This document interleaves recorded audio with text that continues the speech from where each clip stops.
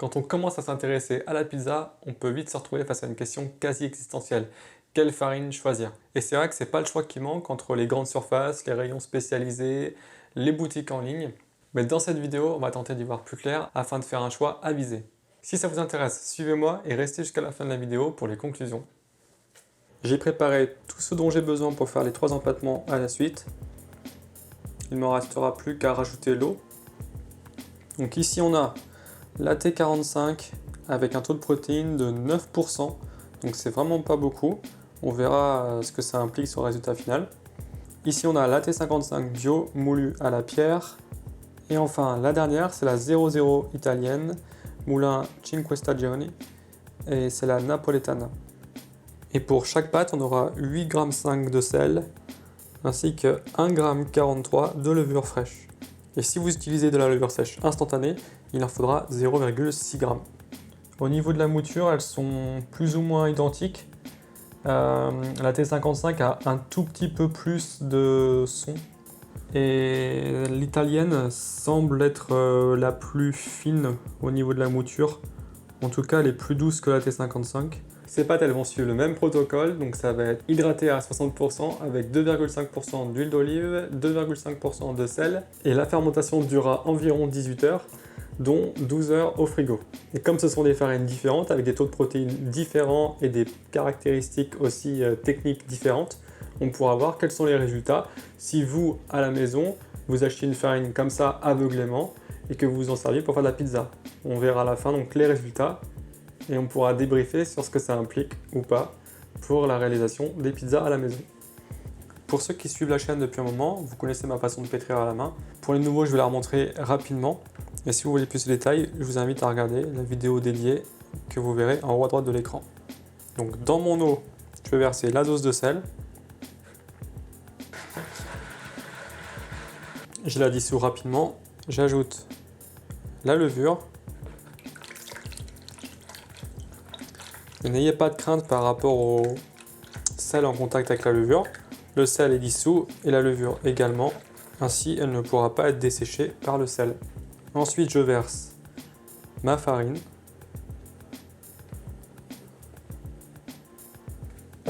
Donc à la main, on fait toujours un pétrissage très léger. On incorpore simplement les ingrédients de façon homogène.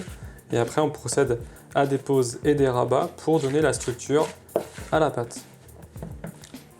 Là, on a incorporé la majeure partie de la farine. On va enchaîner avec la dose d'huile. Il en faut 9 g, c'est-à-dire 2 cuillères à soupe, pas trop remplies. Donc à partir de là, on a mis tous les ingrédients. Il ne restera plus qu'à réaliser une pâte homogène. Je vais continuer le travail à la main.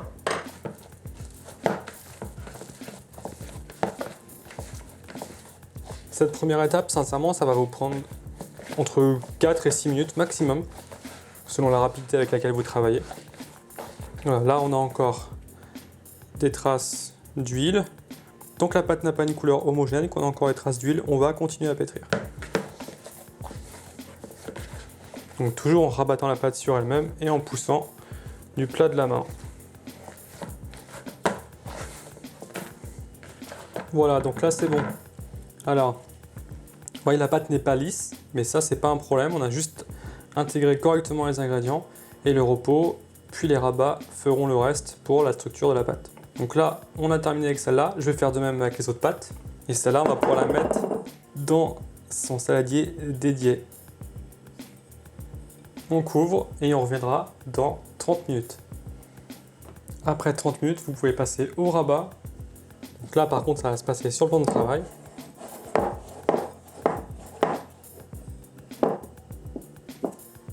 On voit déjà que la pâte a gagné en extensibilité. Donc, si vous pouvez le faire sans ajout de farine, c'est très bien. Si vous sentez que vous avez du mal, mettez un très léger voile de farine juste pour faciliter les choses. Mais surtout pas tout un tas de farine pour changer un peu l'hydratation de la pâte. Donc le rabat, c'est parti. Pendant que je parlais, ça a collé.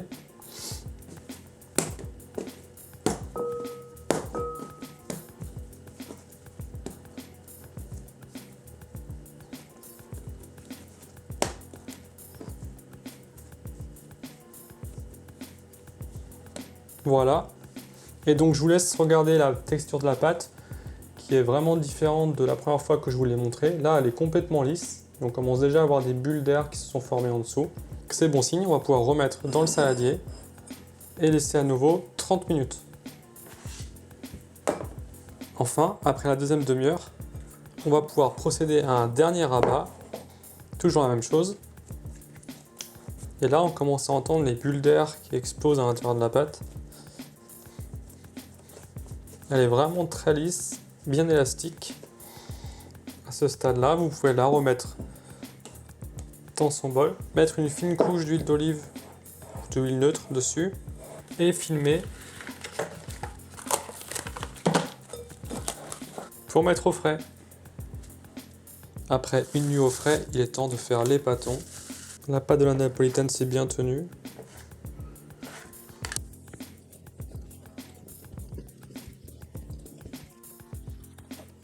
La T55. Pour l'instant, je n'observe pas vraiment de différence dans les textures.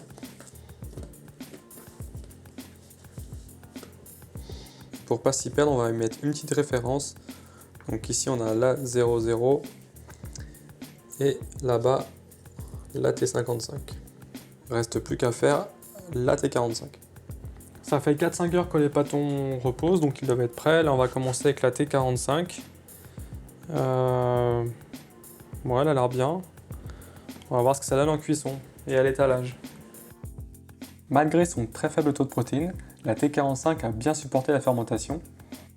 À l'étalage, la pâte a bien accepté la manipulation et je sentais clairement l'air qui se déplaçait vers les bords sans jamais que la structure de gluten relâche complètement. Ce qui me fait penser que cette farine doit avoir un W relativement élevé, peut-être 240, comme quoi le taux de protéines ne dit pas tout ce qu'il y a à savoir sur une farine. Pour toutes les pizzas de test, je vais simplement les garnir avec de la sauce tomate, un peu de parmesan, de l'huile d'olive et de la mozzarella. Très classique, je ne mettrai pas de basilic. Le but est vraiment de pouvoir déterminer les différences éventuelles de texture de pâte, légèreté, développement, etc. En ce qui concerne la cuisson, à 350 degrés, ça m'a pris entre 2 minutes 30 et 3 minutes. Et je ne mettais la mozzarella qu'après 1 minute 30 de cuisson. Si vous voulez en apprendre plus sur la cuisson vis-à-vis de votre four, je vous invite à regarder les autres vidéos de ma chaîne sur le sujet. Hop, on est à 2 minutes 30 de cuisson, ça devrait être bon, voilà, impeccable. Au terme de la cuisson, la pizza faite avec la farine T45 a présenté une belle coloration assez homogène avec des petits points un peu plus sombres. L'apparente rigidité globale de la pizza ainsi que de la croûte s'est en fait évaporée dans la minute de ressuage suivante. Et j'ai pu découvrir un trottoir bien aéré avec une croûte assez fine et une texture de mie bien filante. Au test du goût, la pizza faite avec cette farine s'est révélée bonne, quoique un peu neutre. En revanche, la texture était bonne, la mie était assez fondante en bouche et légèrement croustillante sur les bords. Allez, c'est au tour de la T55. Ma première observation au sujet de cette farine, c'est qu'elle a fermenté plus rapidement que les deux autres. J'explique ça par la présence supérieure de son qui accélère ce phénomène. À la manipulation, la pâte était un peu moins résistante et le reste du gluten avait commencé à relâcher. J'ai pu confirmer aussi que la pizza avait tendance à coller du fait de sa moins bonne tolérance à l'hydratation. Donc si ça vous arrive, ne paniquez pas, mais travaillez rapidement sur une pelle et un plan de travail froid.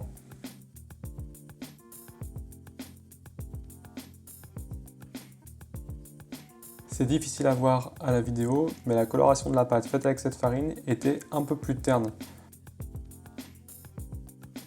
À la découpe, on constate aussi une mie un peu plus grasse et légèrement moins aérée. Et niveau goût, c'était plus marqué que pour la T45, avec cependant une petite différence au niveau de la texture, comme je disais, donc un peu moins fine, plus consistante en bouche. Et enfin, la napolitaine. De toutes les farines, la 00 était celle qui était le plus simple à manipuler. Elle se laisse étirer très bien sans se fragiliser et le réseau de gluten est très résistant. D'ailleurs, à ce sujet, si vous constatez des très fines bulles qui se forment sur votre trottoir, pensez à les éclater car sinon en cuisson elles brûleront invariablement. J'ai remarqué aussi que de toutes les farines, c'est celle qui a produit la pâte la moins collante la mise sur pelle et l'enfournement ont été grandement facilités. Pensez toujours à privilégier la semoule de bédure extra fine pour l'étalage. Pas facile à trouver, mais vous avez un lien dans la description. Donc là on a une coloration assez harmonieuse, j'aurais pu la laisser 20 secondes de moins, 10 secondes de moins peut-être. La grosse différence avec les autres c'est ça. Et que les bords sont vraiment hyper fins. Partout. La croûte est vraiment très fine avec cette farine. On va couper pour voir.